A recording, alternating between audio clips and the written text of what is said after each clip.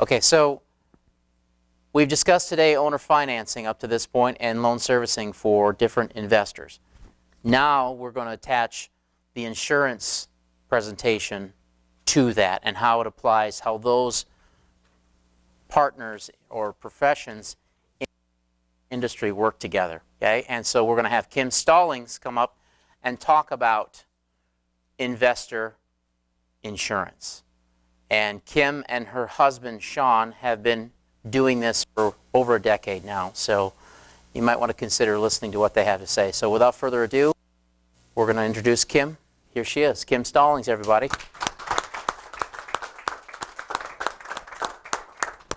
What a warm welcome. I love it. Everybody do me a favor, because we need to be like totally into this next hour, because that's all I have, hour and 4 minutes. So if everyone can stand up real quick, because I need this. Okay, so take your arms to get warm. Roll your shoulders. Both ways. If you can roll them the other way, that's good. Turn your head. Let's get the synovial fluid working. Twist this way and hold it for just a second. Twist this way and hold it for just a second. Breath in the nose. Out. Let's do another one. Out. Now we got oxygen in our brain so we can pay attention to what we're about to talk about. So please sit down. I need that. So, okay. Investor insurance. Yay. Let me tell you a little bit about what we do. We are a commercial, a business, and a personal lines insurance broker. We are not captive agents. We have access to the entire marketplace that you may need to use at your fingertips, which makes us a little bit different. We work in the admitted marketplace. Those are things like your Safecos, your State Farms, the programs that they go to get your admitted insurance. And we work in the excess and surplus lines marketplace, which gives you program access, hard to place risks, really weird, interesting things. So everybody in this room needs something I can sell you, or better yet, I can help you with. And we love to educate people. We founded our company for 2 reasons: to demystify insurance and to help people. Husband is a Hurricane Katrina refugee, lost a restaurant and lost a rental home property, and he saw firsthand what happens to people with a business and with your personal life if you don't know what you're paying for in your insurance. So we have a different perspective on taking care of people. That being said, insurance is a risk management tool, and yes, you can have too much. And you can definitely have too little. And so we like to make sure that people are where they want to be for their strategy, and that you know exactly what you're getting and what you're not getting, and that you're preparing in other ways to take care of that. So if we have any questions as we go along, please ask questions. Insurance is a different language. Latin, Hebrew, law, and insurance are different languages. And so what you think might be common sense in the insurance world may actually have a very different connotation based on the definition. So please ask questions. I try to approach it like a non-insurance person, so hopefully that helps. The topic that we're going to talk about today, investors insurance, is really important. You need to have it. It kind of came up like a million times in Amy's presentation. Why? Because it's like a million times important, is basically why it keeps coming up. And so we're going to walk through this and figure out how to make sure that it doesn't crush you, but that it helps you, because that is the purpose. Okay? It's a necessary evil. So on deck for today, we're going to talk about what risk is so that we understand risk. What owners, you guys, investors, what you really need. The different types of property policies. You can have a landlord fire protection, a remodeler's risk, or a vacant dwelling policy. That's kind of it. You know what I mean? It's not more complicated than that. But those are the 3 categories. You need general liability. We always recommend people have umbrellas. And we're going to really talk about what an umbrella is. We're going to talk about general contractors, subcontractors, workers' comp, and GL class codes. Some people in here that like doing flips and rehabs themselves try to general contract themselves. They try to own it as well. And there is an inherent conflict of interest there. Which is why Connor is the whole reason that I'm doing this presentation. Connor's one of our clients. I love him very much. But he and a few other people that we work with that are also trying to GC and own the property at the same time are getting a little mixed up on this. And so we're going to demystify that and get it clarified. Again, please ask questions as we go along. So insurance, risk in the transfer of it. Risk is, and insurance is, a contract or agreement whereby one party transfers the risk of a loss to another party. Okay, that's why you're paying for insurance. You're transferring that risk to the insurance company, not me, to the big insurance companies, which are not me. So don't be upset at your rates because I don't set those. So there's two types of risk transfer. You can have insurance or you can have non-insurance. And I like to throw in the third kind, which is self-insurance, which is another form of non-insurance. So these are all options to you. Most people don't realize you have other options. It's all about your strategy and what your plan is for the project. So the technical definition for insurance is an agreement between the insured that transfers certain defined risks. That vocabulary is very important. You have to read your policies for consideration for premium being paid to insureds. Non-insurance. This is a different type of agreement which transfers your indemnity, your lease, your rental agreements. Does everybody understand what that means? Like in the example of the seller financing that we were just talking about, you, even though you're the primary, note holder or whatever, you're not paying the insurance. You're transferring it in this lease agreement of you selling somebody else. You're making the new purchaser buy the insurance, which is transferring your risk even though you own the property. So that's a really good example of a risk transfer non-insurance model that you can go by. Self-insurance. I was talking to some people that are buying a 53 home portfolio yesterday. They were like, yeah, quote me a low, mid, and a high insurance. I was like, well, that doesn't work like that. There's insurance and then there's not insurance. It's all about your risk tolerance and how much money you have in the bank. Same thing with your car. You can fully insure your car because maybe you don't have a whole bunch of extra money in the bank to buy a new car if you have an accident or if somebody gets really hurt. You know what I mean? You buy medical pay insurance. You buy personal injury protection insurance. You buy underinsured, uninsured motorist insurance because maybe you don't have $1 million sitting in a bank account somewhere to buy a new vehicle, buy somebody else a new vehicle, pay for somebody's surgery in a hospital, pay for the lawsuits for their lost wages. Maybe you don't have that money, but maybe you do. And you're savvy enough to put your insurance premiums that you would otherwise be paying in a different bank account, take the state minimums, you pay for your state minimums, and you self-insure all other risks. If you got the money to do that, do it. You know what I mean? Because maybe you won't have an accident. But can you afford to do that? That same principle applies to real estate investing, buying apartment complexes, buying fancy cars, buying houses. It doesn't matter. It's all the same. So self-insurance is important. We're going to work a lot around this little cute diagram here. And let me know if everybody can see it properly. We're going to talk about a claim. Okay? So what we have here is the owner, let's say, of a property that they're rehabbing. Okay? The owner has hired a general contractor. Note, these are not the same boxes. These are not the same people. And the general contractor has hired subcontractors. And here's one of our subcontractors. He's missing an arm. Oh. It got ripped off in some undetermined accident at said work site. Okay? It could be a leg, it could be a crack in the skull, it could be whatever. So this guy's hurt. And he got hurt working on a project that you own. So how does that play out? There's a lawsuit, all right? He needs to get paid. The question is, who has to pay him? So he immediately goes to his boss and says, hey, do you have work comp? Because I am your employee. So I need to get paid for this injury. I can't work anymore. I've got huge medical bills.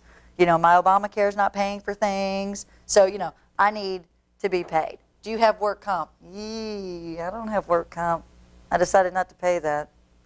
I thought I was going to self-insure that. But I don't have $20,000 to deal with your missing arm. Oops. So, what is this guy's recourse? He's going to sue everybody. Everybody. Everybody in here. And you're going to have to pay legal costs to defend it. But who has to pay for it? In a perfect world, the way it's supposed to work, you, the owner, buy insurance for the property that you're rehabbing, okay? And what you're buying is a builder's risk policy. And we're going to get into that in a minute, okay? Because you're rehabbing a property. Or a remodeler's risk, which is the same thing as a builder's risk, but with existing structure. So you buy that policy. In that policy, it says that it does not pay for the work of your general contractor or any work of their subsequent subcontractors or any of their contract workers.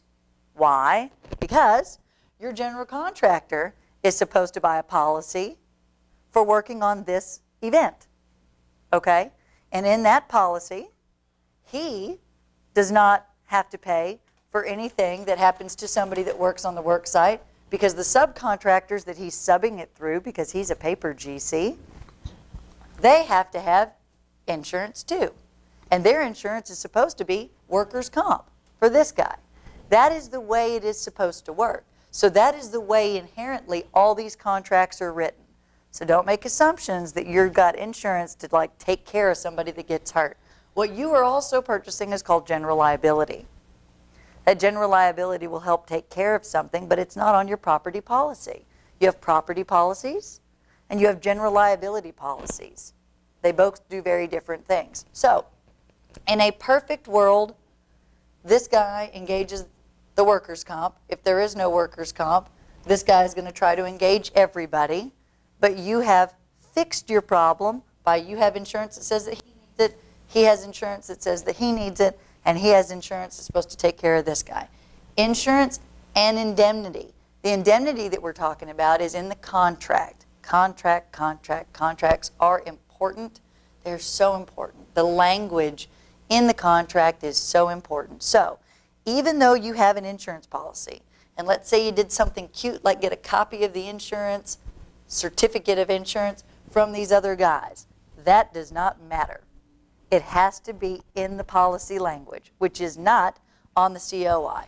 And we're going to talk about that. That's what this little piece of paper right here is for. We're going to talk about where that language is and the even fancier piece of paper on the back that says, it doesn't matter if it says it here, if it's not in the policy, it doesn't matter. It's not there. So when you're engaging these people, when you're engaging general contractors or subcontractors or, just like workers that are working for you, make sure you indemnify yourself in the contract, and we'll get into that. And then make sure you also have insurance for that. You need indemnity and insurance. We have a question from Tim. Would you define the word indemnity, please? I don't have like the Webster's Dictionary definition of it, but indemnifying yourself is holding harmless, pulling yourself out of the equation. You're having this person indemnify you from a claim. So this person is saying, we're not going to come after you and sue you. It's our responsibility contractually. You're not going to get that backlash. We're indemnifying you against it. Somebody else have better. Maybe that's not a very good explanation. Releasing you of any possible claim. Releasing you of claims, yes. Potential Indemnity. claim. Yes. Thank you. That's indemnity. Okay. Okay? So, and each of these should have it for the other, working backwards up the chain. Insurance and indemnity. If you don't have the indemnity part, the insurance part doesn't matter.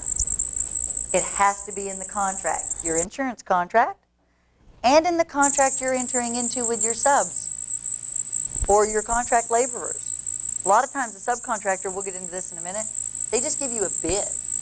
And they say, hey, here's the bid to get this job done. And you're like, oh, sweet, this is the contract. Yeah, I'm going to sign this term. That's not a contract. That's a bid for service. That is not your contract. You need to get a contract with those people. And in that contract, you need to make sure that you are indemnified and held harmless, and that you have a copy of not only their COI, but their policy if you're smart. You want the COI and the policy. Because then if there's some wonky claim, this guy doesn't get paid, and next thing you know, you get a letter from some sort of lawyer, and it's like, hey, this person got hurt on your site, I need a check. You go, You pull up the policy for your subcontractor, you call them and say, hey, you might want to call this guy. You don't even deal with it.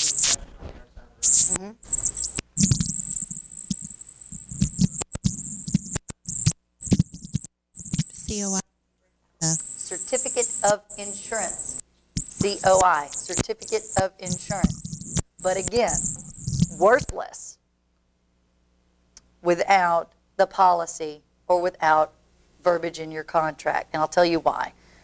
Because I can put anything I want on a COI, and I can give you a copy of the COI, and 20 minutes later I can cancel it. You don't know that because on this, note that we'll just go ahead and talk about this now. This is Certificate of Liability Insurance. This is a COI, okay? This is also an Accord 125 form, I think. Accord forms, yeah, Accord 125. Accord forms are how insurance is written. I got to fill out like 10 of these random things in order to process your insurance, okay? And they're all for different things. So this one's specifically for liability insurance. So everybody pull theirs up. Let's look real quick. I tried to get it up on here, but I couldn't make it to where you could read it, so I had to print it out and kill trees. I'm sorry. It's okay. Kim, will you be willing to provide this to me, to us, and then I'll Oh, provide? yeah. So Yeah, you'll get this. the PowerPoint that she's doing, Kim is walking through right now, you guys who are here will have access to that through us. You just email us and request it. And I tried to make it pretty explanatory. That way you can kind of follow through it as we go. So certificate of insurance, got a date on here. You know, you want to make sure that that's right, that it's not from like a million years ago. It's in the top right corner. The producer, this is me. You know, this is our company. Insured, this is the named insured. In this case, it's the subcontractor. You have asked for the subcontractor's certificate of insurance. Okay, so their name, their real name, should be right here. Make sure that that name is correct, whatever entity they're operating under, whatever entity your contract is under. Contractor name and this name need to match up. You know what I mean? This kind of stuff you don't really need to worry about over here on the right. This kind of gives you the general coverages. So he's got some general liability, effective date, expiration date. It's $1 million coverage with a $2 million aggregate and a $2 million products and completed ops. You want to see that stuff, that you know they're going to complete the project, and if they don't, you got some insurance for that if something wonky happens. They've got some cars, some autos on it that they're showing you. They've got some excess umbrella liability. We're going to talk about that a little bit later. That goes above and beyond the insurance limits that are here because sometimes you'd be surprised $2 million is not enough. You know, so you need more. And then they've got work comp. Oh, yay, good. So they do have work comp, which is what you want to see. You know what I mean? So that's important. Down here, it gives you a description of what we're talking about. So project name, the location, however they have it. But read this little disclaimer. Certificate holder and owner are additional insureds. Remember we talked about that earlier? Amy was saying you wanted to be down there as an additional insured. Make sure your name is down here. You know what I mean? For every little rehab project that you do, get yourself put down as the additional named insured. Okay, you might see mortgage companies down here on different things. The waiver of subrogation is included in favor of the additional insured.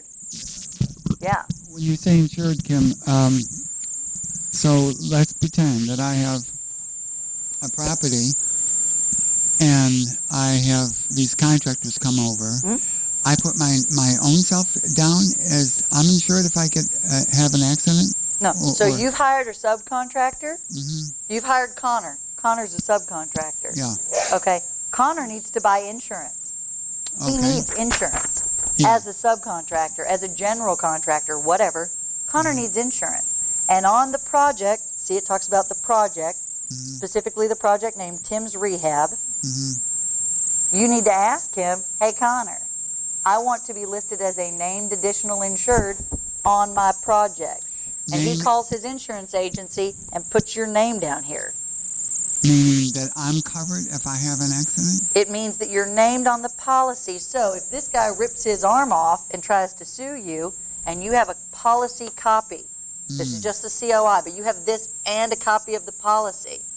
When the lawsuit comes, you just tell that lawyer, hey, you need to call this insurance company name, and you need to have them fix that, because I'm an additional insured on this policy. Well, I'm insured against any whoopsies, Well, any accidents. you're deferring the risk.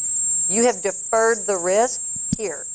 So that's a form of non-insurance. You're not paying for this. So this is non-insurance. You've deferred the risk to this guy to pay for it. Okay. So make sure your name is on here. Make sure Because my then you can just call this company up and be like, hey, y'all have a claim. Here, let me fax you this lawsuit letter. It's not my bag. I'm an additional insured, and it's not my thing. sure your name is on here. Yep. everywhere. Even first,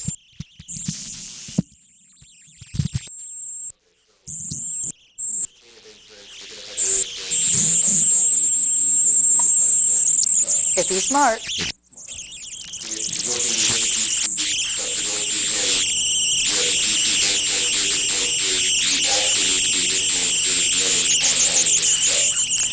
No, because you technically don't know who they are.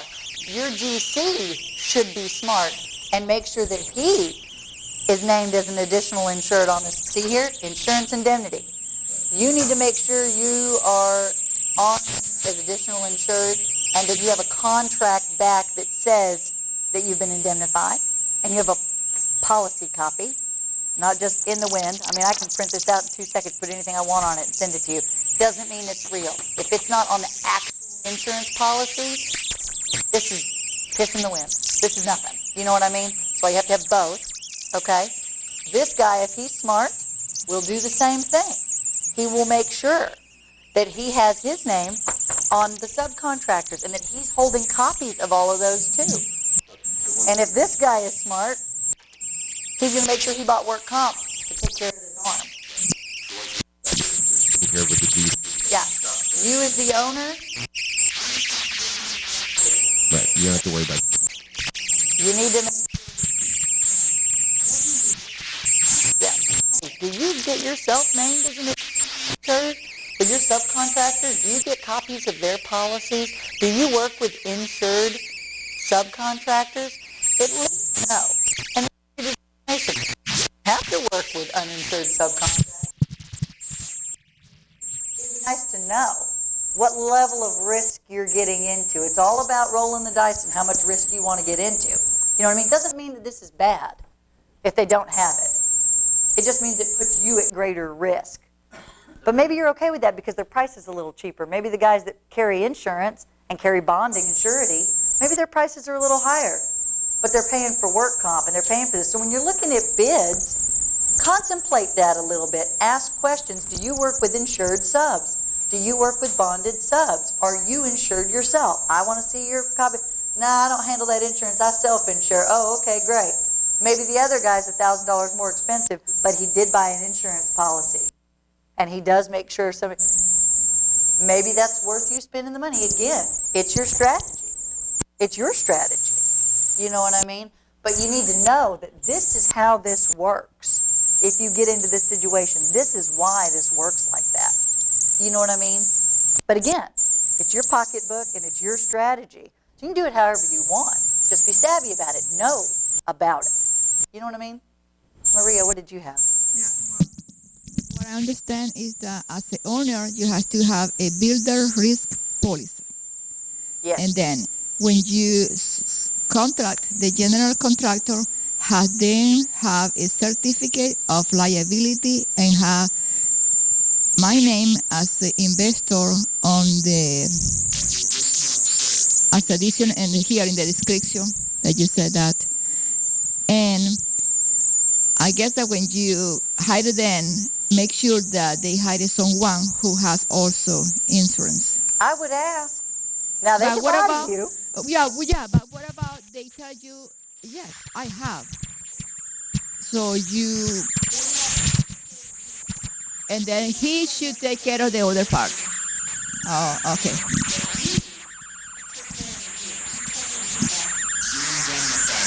Then anytime.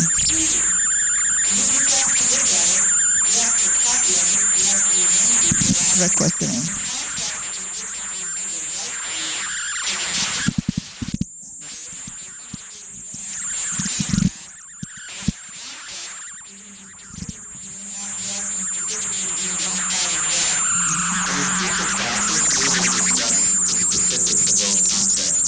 Okay.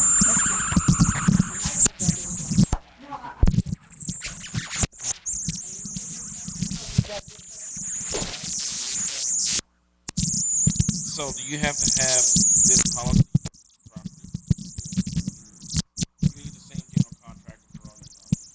One contract, and if you want for every property.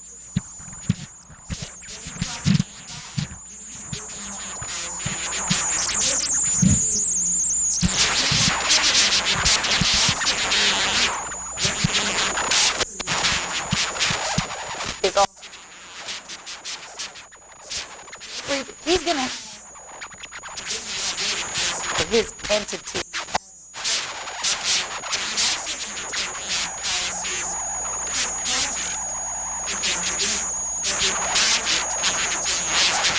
That is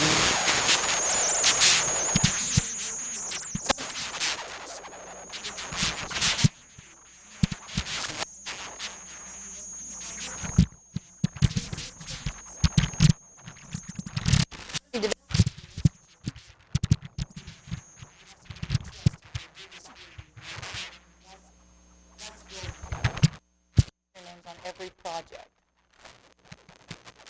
When we work on our projects, we actually ask for this. We say, hey, these are the things that we're going to ask for up front. Do you have any problems with that, or is there something you need to put in place before you come back to the table on this? So it gives them the option to say, yes, I have to take care of this, this, and this. It also is really good because when you're working with contractors, like you said, you're developing a relationship. I don't want to train a contractor in the way we do things, the Re-Energize Homes way, if I can't use him over and over and over again. And he wants that repeat business. So if you set clear expectations up front, then he can better serve you as a contractor as well. And it helps, instead of coming to a problem first and having to come to a solution, you've got it all laid out up front. And like you said, it is in your contract. And I mean, perhaps.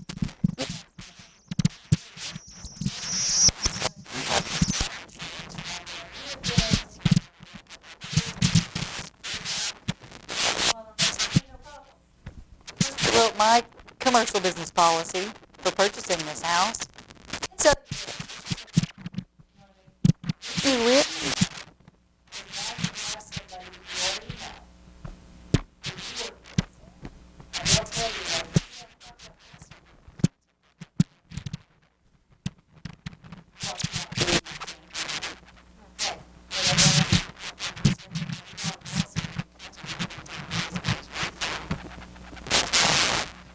Break that contract, maybe somebody else.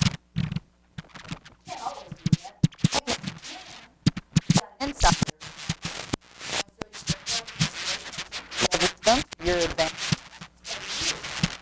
You have a question for Amy? I was going to ask part, I think it was covered, but additionally insured, are you going to be notified by a postcard or something telling you that the contractor has canceled the policy because you're listed as an additional insured? It will not prompt and then.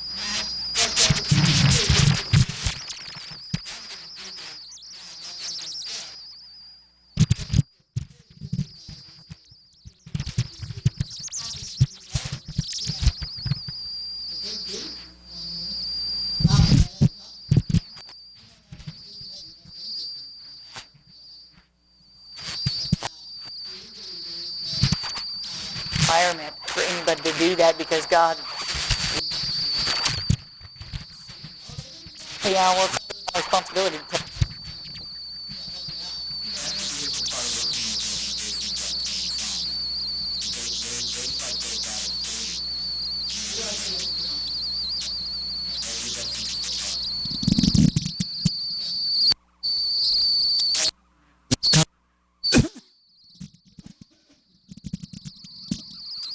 So if somebody does cancel their insurance within 10,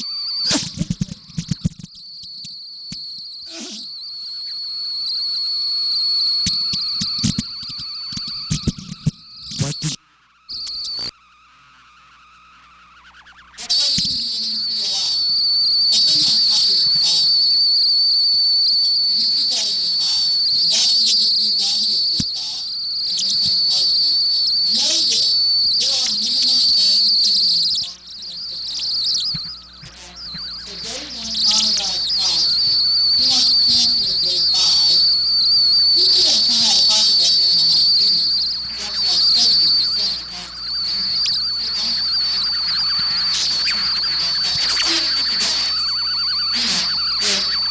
Lost the rest of it, so why would you do that?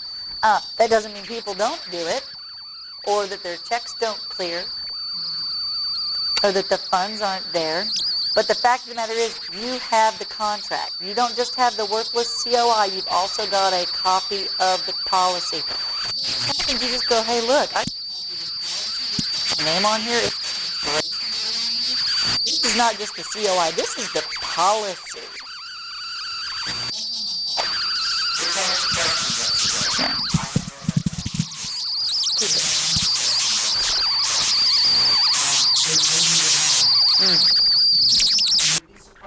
Anytime, Yeah, that's how you lose everything. yeah. Well, I think you kind of just answered it, but so if somebody cancels the insurance, then you are still not held liable, possibly, for.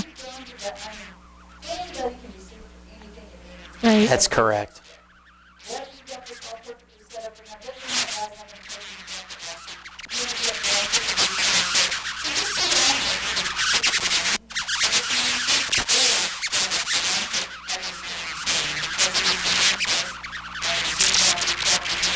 I put in that.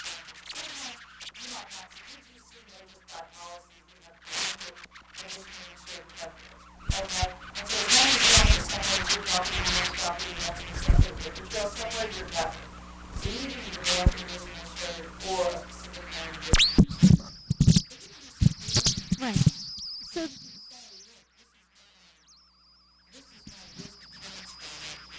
Okay. So can you cover yourself also a little bit more by having the contract between the GC and yourself, that in the contract that you sign, besides collecting the insurance, it says you will have insurance on this property? So it's a double.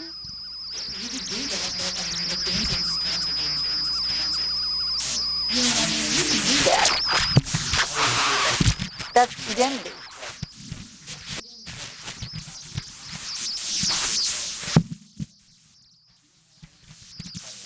Yeah.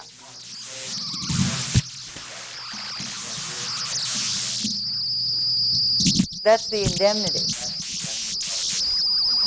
Yeah. They're indemnity. That's the indemnity.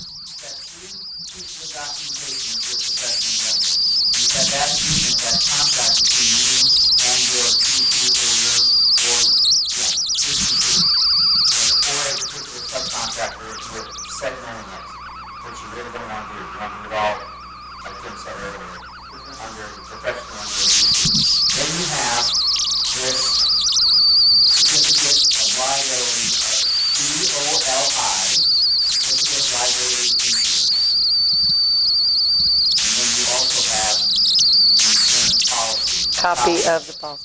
Now, note to self, copy of the policy is not like a 2-page document. You will know if you have a policy copy. It weighs like 3.5 pounds. It's like, 100 pages. You know what I mean? Like 40 to 100